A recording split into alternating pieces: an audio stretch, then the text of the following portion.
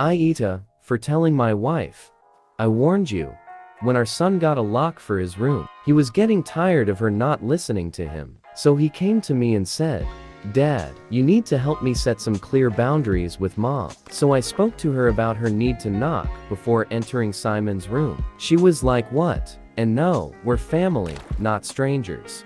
Do you really expect me to foolishly knock on the door 5 times a day? That's ridiculous. Also, who knocks doors in their own home?" I told her my family, for instance. She made a face, then went on a rant about how my family hate each other's, and the way they treat each other's like they were strangers is shameful. I told her, family or strangers, it's about respecting one's privacy. We had an argument about it, and I told her if she wasn't going to stop with the barging and refuse to knock on the door before entering, then our son will get a lock. She did it again at 11 p.m.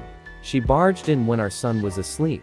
He jumped up because he got scared. Once he told me this, I told him to go ahead and get a lock and pay for it with his own money. There was literally no other way. My wife saw it and got upset, and my brother was visiting when she was raising her voice at me questioning if I really went ahead and got a lock for Simon despite her disapproval, and said that I caught her off guard.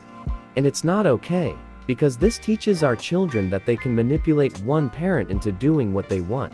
I told her that A, Simon got the lock, not me, and B, I already warned her about the possibility of him getting a lock, because he was getting tired of her boundary crossing, so she should have expected this outcome. She mentioned the same above points in her defense, and said locks mean secrets, and that's not good. My brother was sitting watching while she was complaining. She began chewing him out when he asked her to let Simon keep the lock, and said it wasn't a big deal. She stopped talking to me and Simon till we removed the lock, but I've no intentions on doing that. Was I at fault for my stance?